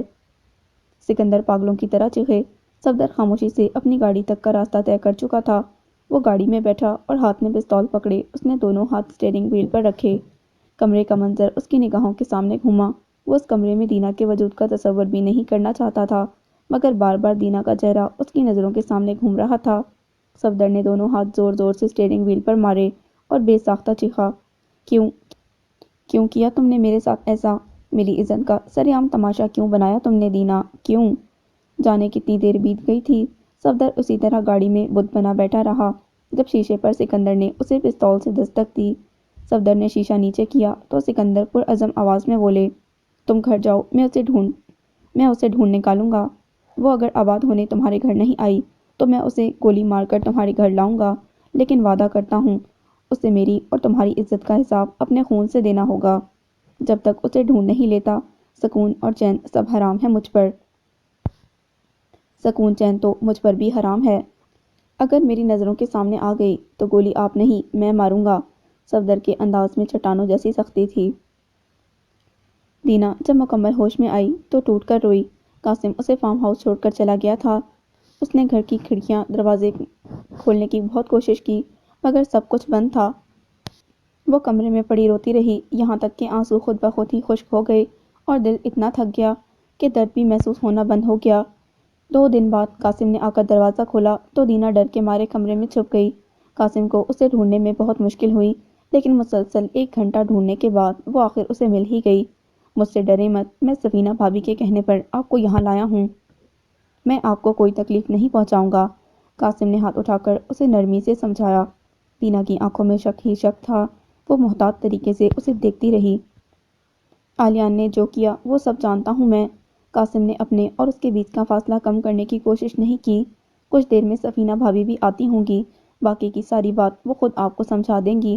بس اتنا یاد رکھیں، آپ میری بہنوں کی طرح ہیں اور آپ کو مجھ سے کوئی خطرہ نہیں ہے۔ یہ کہہ کر قاسم جب کمرے سے نکل گیا تو دینا تھکے ہوئے انداز میں بستر پر بیٹھ گئی۔ قاسم کے الفاظ پر اسے اعتبار نہیں تھا۔ جب اپنے بھروسے توڑتے ہیں تو پھر دنیا کا ہر شخص ہی مشکوک محسوس ہوتا ہے۔ شام ہونے سے کچھ پہلے سفینہ اسے ملنے آئی۔ سفینہ کو دیکھ کر دینا کے سارے درد ہرے ہو گئے۔ ان کی گود میں وہ بلک بلک کر روئی۔ سفینہ نے اسے رونے دیا۔ جب وہ خوب رو چکی تو انہوں نے اسے خود سے الگ کیا اور اس کا چہرہ صاف کیا۔ مجھے گھر جانا ہے بھابی، دینا آنسوؤں سے بھاری آواز میں بولی۔ سفینہ نے نفی میں سر ہلایا۔ مجھے گھر جانا ہے بھابی، دینا نے وہی الفاظ دہرائے مگر اس دفعہ اس کے لہجے میں بے تابی تھی۔ بھول جاؤ کہ تمہارا کوئی گھر ہے۔ نہیں، دینا نے بے قراری سے نفی میں سر ہلایا۔ ہاں، سفینہ نے اس کا چہرہ اپنے ہاتھوں میں لیا۔ سکندر تمہیں ہر جگہ ڈھونڈ رہے ہیں، جس وقت تم انہیں مل گئی وہ تمہیں گولی مار دیں گے۔ میرا کوئی قصور نہیں ہے بھابی، میں جانتی ہوں میری جان، نہ ہوتے ہوئے بھی تمہارا یہ قصور ہے کہ تم ان کی رسوائی کا سبب ہو۔ میں بھائی کو سب کچھ بتاؤں گی، وہ میرا یقین کر لیں گے۔ تم سکندر کو جانتی ہو، وہ تمہیں کچھ کہنے سننے کا موقع نہیں دیں گے۔ وہ لوڈڈ پستول کے ساتھ تمہیں تلاش کر رہے ہیں۔ آپ انہیں بتائیں نا کہ میں نے کچھ نہیں کیا، میرا کوئی قصور نہیں ہے۔ پلیز بھابی، آپ ان سے بات کریں نا۔ اگر میری اہمیت رتی برابر بھی ہوتی تو میں ان سے ضرور بات کرتی، لیکن میں ان کی زندگی میں رتی برابر بھی اہمیت نہیں رکھتی۔ ان کی تو کیا کسی کی زندگی میں میری کوئی اہمیت نہیں ہے۔ پھر آپ مجھے بات کرنے دیں، سکندر بھائی سے نہ صحیح صفدر سے بات کرنے دیں۔ وہ میری بات سنیں گے اور سمجھیں گے۔ وہ محبت کرتے ہیں مجھ سے، مجھے مایوس نہیں کریں گے۔ جتنی جلدی اس محبت سے مایوسی ہوگی اتنی جلدی ہی زندگی کی طرف قدم بڑھانے میں کامیاب رہو گی۔ نہیں چاہیے، دینا نے روتے ہوئے نفی میں سر ہلایا۔ مجھے ان کے بغیر زندگی نہیں چاہیے، جو سب کچھ میرا تھا وہ واپس چاہیے مجھے۔ دینا کی آواز جذبات سے بلند ہوئی۔ کچھ بھی تمہارا نہیں ہے دینا، تمہارے پاس صرف یہ زندگی ہے اور چند دنوں کے لیے میرا سہارا ہے۔ اس کے بعد اس زندگی کی جنگ تمہیں تنہا ہی لڑنی ہوگی۔ خود کو مضبوط کرنا ہوگا، اپنی طاقت پر بھروسہ کرنا ہوگا۔ ایسا مت کہیں بھابی، مجھے صفدر سے بات کر لینے دیں، وہ سب سمجھ جائیں گے۔ ایک پستول سکندر کے ہاتھ میں ہے اور دوسرا صفدر کے۔ انہیں پرواہ بھی نہیں ہے کہ تم کس کی پستول سے نکلنے والی گولی کی زد میں آتی ہو۔ وہ بس تمہارے سینے میں گولیاں اتارنے کے لیے بے تاب ہیں۔ اب بھول کر بھی صفدر پر بھروسہ کرنے کی حماقت نہ کرنا۔ تمہاری محبت کا دم بھرنے والا صفدر کہیں بہت پیچھے رہ گیا ہے۔ یہ صفدر تو صرف تمہارے خون سے خود پر لگے بدنامی کے داغ کو دھونا چاہتا تھا۔ یہ کیا کہہ رہی ہیں آپ بھابی؟ دینا تڑپ سی گئی۔ مجھے جانا ہے دینا، اگلی دفعہ آؤں گی تو تمہارے یہاں سے جانے کا انتظام کر کے آؤں گی۔ سفینہ بھاری دل کے ساتھ روتی ہوئی دینا کو چھوڑ کر گھر آ گئی۔ وہ جانتی تھی کہ وہ آگ کے ساتھ کھیل رہی ہے۔ اگر صفدر کو بھنک بھی پڑ گئی کہ سفینہ کا دینا سے کوئی بھی رابطہ ہے تو وہ اسے گولی مارنے میں دیر نہیں لگائیں گے۔ ابھی تو وہ دونوں گھروں میں رابطہ نہ ہونے کی وجہ سے سسرال میں میکے کا اور میکے میں سسرال کا کہہ کر نکل آتی تھی۔ جس دن انہیں علم ہو گیا کہ اس بیچ کی خلا میں وہ دراصل دینا کو بچا رہی ہے تو وہ خود بھی نہیں بچ پائے گی۔ فیاض آلیان کے لیے سخت پریشان تھے۔ آلیان نے ان کے سامنے خود اعتراف کیا تھا کہ وہی دینا کو لے کر گیا تھا۔ انہوں نے اس کے پینے اور شراب کی عادت کو استعمال کرتے ہوئے اسے ڈیرے پر بھیج دیا جہاں وہ دن رات دھت پڑا رہتا تھا۔ انہوں نے اس کے ملک سے باہر جانے کا بھی انتظام کر لیا تھا کیونکہ وہ جانتے تھے اگر وہ یہاں رہا اور کسی طرح صفدر یا سکندر کو اس کے کرتوتوں کی بھنک بھی پڑ گئی تو وہ اسے گولی مارنے میں دریغ نہیں کریں گے۔ اگر اپنے سگے بھائی نے اسے چھوڑ بھی دیا تو سکندر پر کوئی بھروسہ نہیں کہ وہ اسے چھوڑے گا۔ حسب وعدہ جب سفینہ اگلی دفعہ آئی تو دینا کے جانے کا انتظام کر کے آئی۔ اس کا پلان پوری طرح سے تیار تھا، لیکن دینا کو سمجھا کر بالآخر جب سفینہ تھک گئی تو اس نے قاسم کے ایک ملازم کا فون دینا کو دیا تاکہ وہ صفدر سے بات کر سکے۔ گھنٹی کافی دیر تک بجتی رہی۔ صفدر فیکٹری میں تھا۔ اس نے فون کی طرف توجہ نہ دی۔ دینا کی بے چینی میں ہر پل کے ساتھ ساتھ اضافہ ہو رہا تھا۔ جب فون بار بار بجا تو صفدر نے ہاتھ میں پکڑی فائل میز پر پھینک کر فون کان سے لگایا۔ صفدر، آنے والی آواز ایک ہی لفظ سے وہ پہچان گیا تھا کہ دوسری طرف دینا ہے۔ اس کا خون لاوا بن کر رگوں میں دوڑنے لگا۔ تمہاری جرات کی داد دیتا ہوں، بھاگ جانے کے بعد مجھے فون کرنے کا بھی حوصلہ رکھتی ہو۔ صفدر کی آواز میں چٹانوں سی سختی تھی۔ میں نہیں بھاگی، میں نے کچھ غلط نہیں کیا۔ غلط تو میرے ساتھ ہوا ہے۔ اگر آپ میری بات سن لیں تو آپ سب سمجھ جائیں گے کہ میں قصوروار نہیں ہوں۔ میری دلہن بن کر کسی اور کی راتیں رنگین کرنے کے بعد تمہیں لگتا ہے اب میں تمہاری جھوٹی کہانیوں پر یقین کروں گا؟ اتنا بے وقوف سمجھتی ہو مجھے؟ صفدر، شوق کے مارے باقی کے الفاظ اس کے حلق میں ہی رہ گئے۔ تمہاری گندی زبان سے اپنا نام سن کر کراہت محسوس ہو رہی ہے مجھے۔ کوشش کرنا دینا، میرے سامنے کبھی مت آنا، ورنہ تمہارے ناپاک وجود میں گولیاں اتار کر میں کہیں اللہ کا مجرم نہ بن جاؤں۔ آپ میری بات پر یقین کیوں نہیں کر رہے؟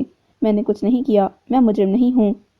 جس لڑکے کے ساتھ تم اپنی مرضی سے گئی تھی اس نے دل بھر جانے کے بعد فارغ کر دیا ہوگا۔ صفدر کی آواز میں صفاقی کے علاوہ کچھ نہیں تھا۔ میں نفرت کرتا ہوں تم سے، تمہارے تصور سے بھی کراہت آتی ہے مجھے۔ تم اگر سونے کی بن کر بھی آ جاؤ نا دینا، تو تم پر دوسری نگاہ ڈالنا بھی گوارا نہ کروں۔ اگر تمہارا یہ خیال ہے کہ میں غلاظت کے ڈھیر کو پھر سے اپنے گھر کی زینت بنانے کے لیے رضامند ہو جاؤں گا تو بس ایک بات یاد رکھنا، جس دن میرے سامنے آئیں میں تمہیں گولی مار دوں گا۔ آپ کا بھائی مجرم ہے۔ بند کرو اپنی بکواس، اور اگر جس کے ساتھ بھاگی تھی اس کا جی بھر گیا ہونا تو کوٹھے پر بیٹھ جاؤ، مگر مجھے دوبارہ فون مت کرنا۔ صفدر نے اس کی بات کاٹ کر کہا اور اپنی بات مکمل ہوتے ہی فون بند کر دیا۔ دینا نے شوق سے عالم میں فون بھابھی کی طرف بڑھایا۔ اس کی آنکھوں میں درد ہی درد تھا۔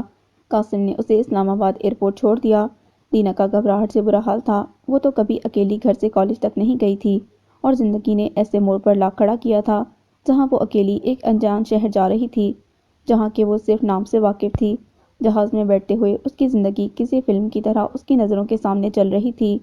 زندگی نے ایک ہی جھٹکے میں اسے کس طرح عرش سے فرش پر پھینکا تھا کہ وہ ٹوٹ کر ریزہ ریزہ ہو گئی تھی۔ جہاز کی کھڑکی سے باہر دیکھتے ہوئے بھابھی کی آواز اس کے دماغ میں گونج رہی تھی۔ بھابھی نے فون اس کے ہاتھ سے لیتے ہوئے اسے ایسی نظروں سے دیکھا جس میں ہر طرح کی جانکاری تھی۔ ان نظروں میں کوئی طنز نہیں تھا کہ دیکھ لو وہی ہوا جس کے لیے خبردار کیا تھا، مگر پھر بھی دینا نے اپنے دل کی تسلی کے لیے کہا، وہ بھی غصے میں ہیں، جب ان کا غصہ اترے گا تو وہ سمجھ جائیں گے۔ یہ غصہ اب کبھی نہیں اترے گا۔ آپ کو کیسے پتا؟ کیونکہ یہ سب بھگت چکی ہوں میں۔ بس فرق اتنا ہے کہ میں محبت کی قصوروار تھی اور تم نہیں ہو۔ سکندر کی منگیتر تھی اور دانیال سے محبت کرتی تھی۔ اس کے لیے میں گھر تو کیا دنیا بھی چھوڑ سکتی تھی، مگر جب میں اس کے لیے سب چھوڑ کر گئی تو میرے سر پر عزت کی چادر پہنا کر اس نے مجھے واپس جانے کا کہا۔ وہ میری عزت کی قیمت پر محبت نہیں نبھانا چاہتا تھا۔ میں شاید وہ چادر اوڑھے لوٹ بھی جاتی، مگر سکندر وہاں آن پہنچے۔ جب میری طرف پستول تان کر انہوں نے گولی چلانی چاہی تو انہیں معلوم ہوا کہ اپنے پستول کی ساری گولیاں تو وہ دانیال کے سینے میں اتار چکے ہیں۔ کاش اس دن کوئی ایک عدد گولی بچ گئی ہوتی جو سکندر میرے دل کے پار کر دیتے۔ اگر اس روز مر جاتی تو روز روز کے اس جینے مرنے سے تو بچ جاتی۔ میری محبت کا دم بھرنے والے سکندر کا دل مجھ سے ایسا اٹھا کہ اگر ان کے پاؤں میں میرے باپ کی پگڑی نہ رکھی ہوتی تو وہ کبھی مجھ سے شادی نہیں کرتے، لیکن انہیں مجھ سے اتنی کراہت آتی ہے کہ وہ مجھے چھونا بھی گوارا نہیں کرتے۔ ان کا غصہ کبھی ختم نہیں ہوا، ان کی نفرت میں دن بدن اضافہ ہی ہوتا جا رہا ہے۔ اسی لیے دل میں یہ امید نکال دو کہ صفدر کا غصہ بھی کبھی کم ہوگا یا اس کی نفرت میں کبھی بھی کمی آئے گی۔ ایسا نہیں ہوگا میری جان، تم چلی جاؤ اور واپس کبھی مت لوٹنا۔ انہوں نے چابی اور گھر کے کاغذات اس کے ہاتھ میں تھمائے۔ اپنے لیے سالوں سے راہ نجات ڈھونڈ رہی تھی، لیکن یہ راستہ تمہارے نصیب میں ہے، تمہیں اس گھر میں کبھی کوئی ڈھونڈ نہیں پائے گا۔ انہوں نے اس کے ماتھے پر بوسہ دیا اور مسکرا کر اس کا ہاتھ تھاما۔ اور یاد رکھنا زندگی یہاں ختم نہیں ہوتی۔ اپنے سارے درد یہیں چھوڑ جاؤ اور وہاں اپنی نئی زندگی کا آغاز کرو۔ تم اپنے خواب پورے کرنے کے لیے آزاد ہو۔ بڑے بڑے خواب دیکھو اور ان کی تعبیر کے لیے تمہارے راستے میں کوئی سکندر کوئی صفدر نہیں ہوگا۔ وقت لگے گا تمہیں لیکن تم سنبھل جاؤ گی۔ اپنے نقش کم کر دے گا اور تمہارا یہ دل پھر سے دھڑکے گا۔ زندگی ہر روز ایک نیا موقع دے گی، اسے تھامتے جانا، بس کبھی پیچھے پلٹ کر نہ دیکھنا۔ جاؤ میری جان۔ بھابھی نے اسے رخصت کر دیا اور وہ زندگی کے اس بھنور سے گھبرائی بھی، ڈری بھی، روئی بھی، بھاگی بھی، گری بھی اور ٹوٹی بھی، لیکن زندگی نے اسے ڈٹ کے مقابلہ کرنا سکھا ہی دیا۔ وہ پلٹ کر نہیں دیکھتی تھی، لیکن یادیں پلٹنے کی محتاج تو نہیں ہوا کرتی۔ ہر رات بستر میں لیٹ کر صفدر خود کو یہ یقین دلاتا کہ دینا شادی والے دن اس کی عزت رونتی ہوئی کسی اور کے ساتھ بھاگ گئی ہے، اور ہر رات دل یہ حجتیں دیتا کہ اگر اس کی بات سن لی ہوتی تو شاید وہ بے قصور نکلتی، اگر وہ بے قصور بھی تھی تو وہ بھی ناقابل قبول تھی۔ اس کمرے کی حالت چیخ چیخ کر گواہی دے رہی تھی کہ وہ بے قصور ہو سکتی ہے، پاک نہیں، اور وہ ایک ناپاک عورت کو کیسے اپنے دل میں جگہ دے سکتا تھا۔ لیکن پھر دل اڑ کر بیٹھ جاتا کہ اس نے دل سے اپنی جگہ خالی ہی کب کی تھی کہ اسے جگہ کی تلاش ہو۔ کبھی اس کی بھیگی آنکھیں نظروں کے سامنے گھومتی اور کبھی اس کا مسکراتا چہرہ، کبھی اس کی شرارتیں اور کبھی اس کا شرمانا۔ صفدر بے چین سا ہو کر اپنے کمرے سے نکل گیا اور نہ چاہتے ہوئے بھی قدم خود بخود آلیان کے کمرے کی طرف بڑھ گئے۔ فیاض اسے ملک سے باہر بھجوا چکے تھے، لیکن یہ کام آسان نہیں تھا۔ آلیان بضد تھا کہ وہ کہیں نہیں جائے گا۔ اس کا چپکا روزہ صرف یہی کہنے کے لیے ٹوٹتا تھا کہ وہ کہیں نہیں جائے گا، لیکن فیاض نے زور زبردستی کر کے اسے بھجوا دیا۔ آلیان کے کمرے میں ہر چیز صفائی سے اپنی جگہ موجود تھی۔ صفدر نے غیر ارادی طور پر اس کے کمرے کی تلاشی لینا شروع کر دی۔ وہ نہیں جانتا تھا کہ وہ کیا ڈھونڈ رہا ہے، پر پھر بھی کسی جنون کی طرح اس نے اس کے کمرے کی ہر دراز کھولی، مگر اسے وہاں کچھ نہیں ملا۔ وہ تھک ہار کر بستر پر بیٹھ گیا۔ پھر یکدم کھلے دراز کے اندر سے اسے کوئی چیز چمکتی ہوئی دکھائی دی۔ دماغ نے بہت کہا کہ پلٹو اور بھاگ جاؤ، اسے مت چھوؤ، اگر تمہارا بھائی واقعی مجرم نکل آیا تو دل پھٹ جائے گا۔ لیکن اس نے ہاتھ بڑھا کر وہ چمکتی ہوئی انگوٹھی اٹھا لی اور اس کی دنیا آندھیوں کی زد میں آ گئی۔ یہ وہی انگوٹھی تھی جو اس نے دینا کو لے کر دی تھی۔ اس پر خون کے دھبے تھے۔ صفدر کی تو پوری دنیا ہی اس کے قدموں میں آ گری۔ وہ شوق کے عالم میں اپنے سگے بھائی کے بستر پر بیٹھا اپنی ہونے والی بیوی کی خون زدہ انگوٹھی کو دیکھتا رہا۔ آپ کا بھائی مجرم ہے، دینا کی آواز اس کے کانوں میں گونجی۔ انگوٹھی اس کی انگلیوں سے چھوٹتی فرش پر جا گری۔ میں نہیں بھاگی، میں قصوروار نہیں ہوں۔ آواز بلند سے بلند تر ہوتی جا رہی تھی۔ اگر آپ میری بات سن لیں گے تو آپ کو میری بات کا یقین آ جائے گا۔ لیکن اس نے اس کی بات پر یقین کرنا تو دور کی بات، اسے سننا بھی گوارا نہیں کیا۔ اپنی محبت کو کوٹھے پر بیٹھنے کا مشورہ کون سا غیرت مند مرد دیتا ہے؟ ضمیر نے ایسا جھنجھوڑا کہ وہ بیٹھا نہیں رہ سکا۔ ایک طوفان تھا جس نے اس کے وجود کو اپنے حصار میں لے لیا تھا۔ فیاض لاؤنج میں بیٹھے تھے جب صفدر ان کے سامنے آ کھڑا ہوا۔ اسے دیکھ کر انہیں لگا جیسے وہ ایک طویل جنگ لڑ کر آیا ہو، لیکن ہار اس کا مقدر ٹھہری ہو۔ آپ نے میری شادی اتنی اچانک اور جلدی کیوں رکھی تھی؟ تاکہ بہو گھر آ جائے۔ فیاض نے خود کو سنبھالا۔ اس کی حالت سے وہ جان گئے تھے کہ کچھ بھی ٹھیک نہیں ہے۔ جلدی کس چیز کی تھی؟ یہ کیا اوٹ پٹانگ سوال کر رہے ہو؟ آپ نے آلیان کو ملک سے باہر کیوں بھیجا ہے؟ تاکہ اس کا علاج ہو سکے۔ اس نشے کی لت نے تو اس کی مت ہی مار دی ہے۔ کہاں گیا ہے وہ؟ دبئی۔ جھوٹ، صفدر لرزا دینے والی آواز میں چیخا تو فیاض بے اختیار ہی اٹھ کھڑے ہوئے۔ آسٹریلیا گیا ہے وہ۔ صفدر نے اس کے ٹکٹ کی کاپی ان کی طرف پھینکی۔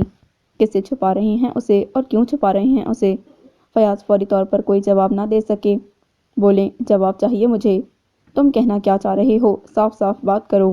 آپ جانتے تھے، آپ سب جانتے تھے۔ صفدر نے ان کے بڑے ہوئے ہاتھ کو جھٹکا۔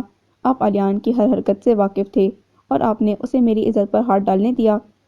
دکھ تھا کہ جس کی کوئی حد ہی نہ تھی۔ اتنا تو صفدر بھی نہیں ٹوٹا تھا جب اسے یہ معلوم ہوا تھا کہ دینا کسی کے ساتھ چلی گئی ہے۔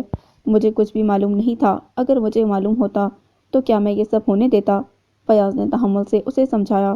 یہ سب ہونے سے روکنے کے لیے ہی تو آپ نے آنن فانن شادی کا انتظام کیا تھا۔ مجھے کیوں نہیں بتایا؟ مجھے لگا میں نے سب کچھ سنبھال لیا ہے۔ وہ میری دلہن کو اٹھا کر لے گیا اور آپ کو لگا آپ نے سب سنبھال لیا ہے۔ اتنے ناسمجھ تو آپ کبھی نہیں تھے ابا۔ مجھ پر شک مت کرو بیٹا، معاملے کی نزاکت کو سمجھو۔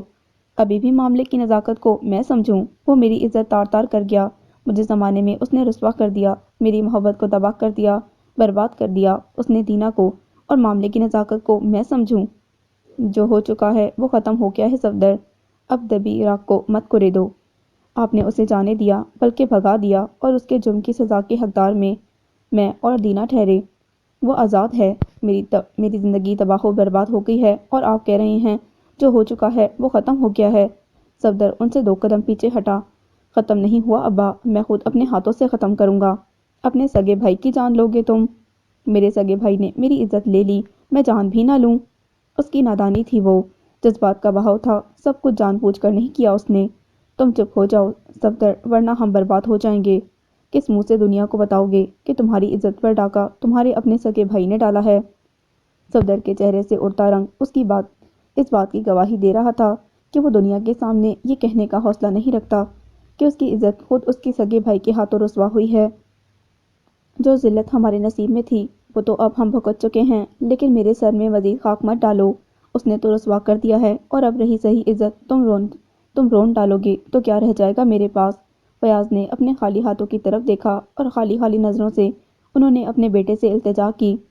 بیٹی نے جو میرا سر جھکایا تھا وہ بیٹے نے اٹھنے نہیں دیا، اب تم نے بھی مجھے رسوا کر دیا تو پگڑی پہننے کی بھی ہمت نہیں رہے گی، اور اب میں کسی اور آزمائش کا متحمل نہیں ہو سکتا۔ میری اور اپنی عزت کی خاطر بس خاموش ہو جاؤ، سب ہاتھ سے نکل گیا ہے، اب ذلت کے علاوہ اور کچھ ہاتھ نہیں آئے گا۔ صفدر نے اپنے باپ کے جڑے ہاتھوں اور جھکے سر کی طرف دیکھا تو بے بسی کی حد کو چھوتا ہوا وہ اپنے کمرے میں چلا گیا۔ خود کو تحمل کے درس دیتے دیتے وہ ایسا چیخا، ایسا دھاڑا کہ گویا قیامت برپا ہو گئی ہو۔ اپنے ہاتھ میں آتی ہر چیز کو اس نے کرچی کرچی کر ڈالا۔ اس کا بس چلتا تو وہ پوری دنیا کو تباہ کر دیتا۔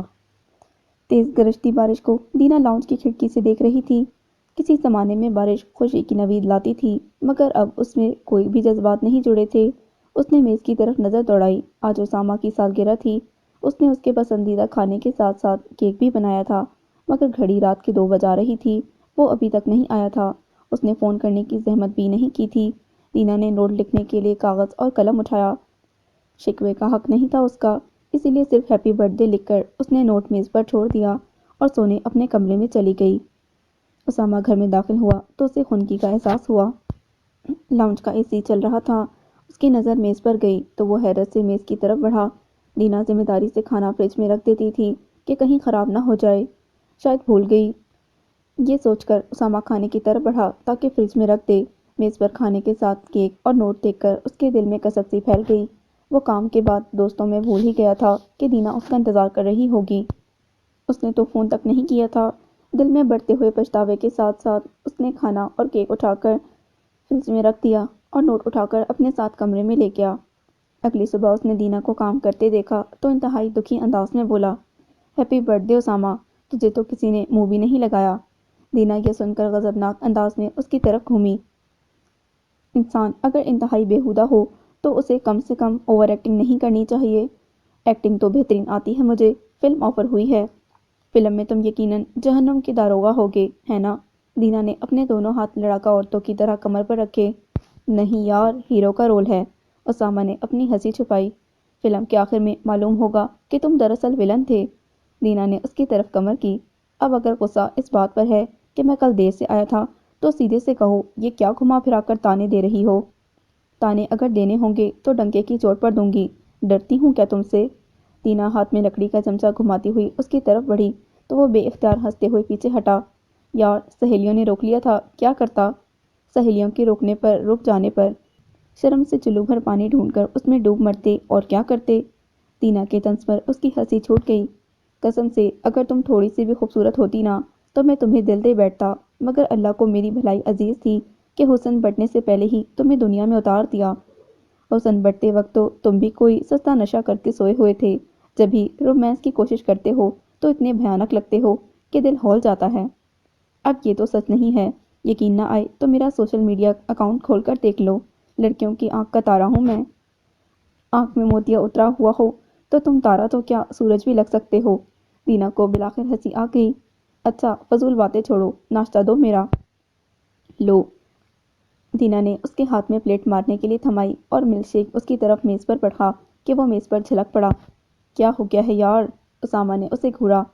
جتنا کرایہ دیتے ہو نا، اس لحاظ سے یہ رویہ بالکل مناسب ہے۔ اچھا، تو کل کے کھانے اور کیک کی قیمت کرائے میں شامل تھی کیا؟ اسامہ اس کے قریب آیا۔ کب تک میرا انتظار کیا تھا؟ اس کی آواز خود بخود ہی دھیمی ہو گئی۔ یار، میں اپنی ایک کہانی میں الجھی ہوئی ہوں، دماغ بالکل خالی ہو گیا ہے، کچھ لکھا ہی نہیں جا رہا تھا، تو میں نے سوچا کچھ پکا ہی دیتی ہوں۔ پھر بارش شروع ہو گئی تو مجھے نیند ہی آ گئی۔ تم کہاں رہ گئے تھے؟ بارش دیکھ کر تو مجھے لگا اب تمہیں آبدوز میں ہی آنا پڑے گا۔ ہاں، بارش تو بہت تیز تھی، اور کراچی کی سڑکیں سمندر کا روپ پیش کرنے میں دیر بھی نہیں لگاتیں۔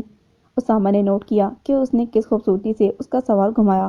وہ رائٹر تھی تو اسامہ بھی ایکٹر تھا، حقیقی جذبوں کو ایکٹنگ سے الگ کرنا خوب جانتا تھا۔ بتاؤ، تمہیں کس فلم کی آفر ہوئی ہے؟ دینا اپنی چائے لے کر میز پر آ گئی۔ اسامہ بھی بیٹھ گیا۔ وہ کافی دیر اسے اپنی فلم کی تفصیلات بتاتا رہا۔ دینا مکمل دلچسپی سے سنتی رہی اور اسے مشورہ دیتی رہی۔ اسامہ ناشتہ کر کے اٹھ گیا اور دینا کو یہ بتاتے ہوئے گھر سے نکل گیا کہ اس سے گھر آنے میں دیر ہو جائے گی۔ دینا دن میں جو اپنے کمرے میں گئی تو رات کا ایک پہر نکال کر ہی باہر آئی۔ اس نے کچھ حیرت سے رک کر محسوس کیا۔ گھر پھولوں کی خوشبو سے مہک رہا تھا۔ وہ تجسس کے مارے لاؤنج کی طرف بڑھی تو ششدر سی اپنی جگہ رک گئی۔ لاؤنج میں ہر طرف پھول ہی پھول تھے۔ میز پر کھانے کے بیچ موم بتیاں چل رہی تھیں۔ لاؤنج کے صرف لیمپ کی دھیمی سی روشنی میں اسامہ صوفے پر بیٹھا فون استعمال کر رہا تھا۔ یہ سب کیا ہے؟ دینا کی آواز سن کر وہ چونکا۔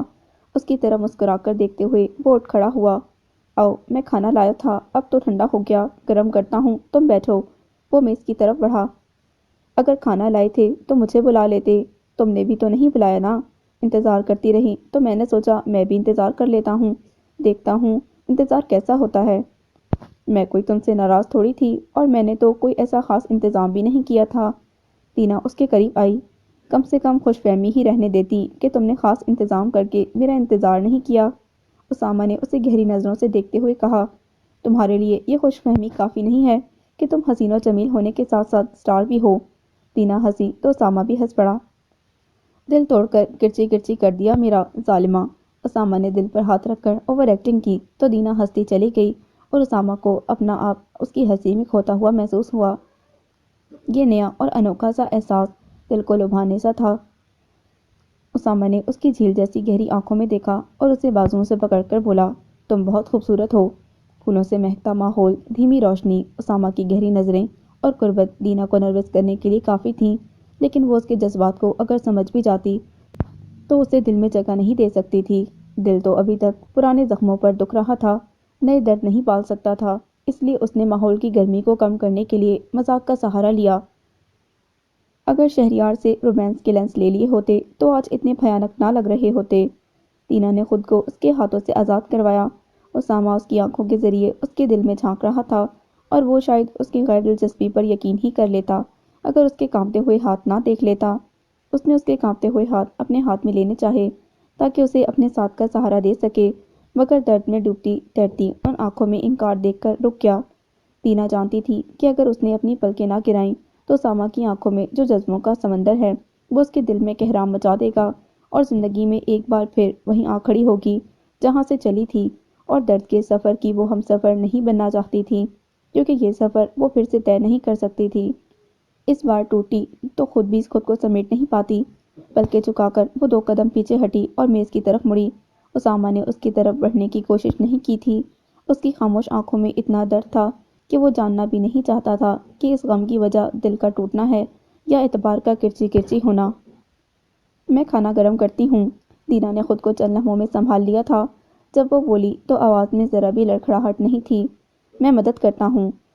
اسامہ تو اپنے جذبوں کو چھپانے کا ماہر تھا۔ دینا نے کھانا مائکرو ویو میں رکھا تو انتہائی سنجیدگی سے اسامہ کی طرف مڑی۔ اسامہ، آج گلابو آئی تھی۔ کون گلابو؟ اسامہ اس کی بے تکی بات کا سیاق و سباق سمجھ نہیں پایا۔ وہ رمضان صاحب کی ملازمہ۔ کون رمضان صاحب؟ وہ کونے والے اپارٹمنٹ والی، وہ موٹے سے بھدے سے انکل۔ تو اسامہ اس کی سنجیدگی پر سنجیدہ ہو گیا۔ کیا ہوا؟ وہ گلابو کہہ رہی تھی، اس کی چھوٹی نند کی بڑی لڑکی تم پر مرمٹی ہے، تھوڑی سادی ہے بیچاری، تو اب بندہ اسے کیا الزام دے؟ دینا نے گہرا سانس بھرا۔ کیا کہتے ہو، چائے پر بلا لیں؟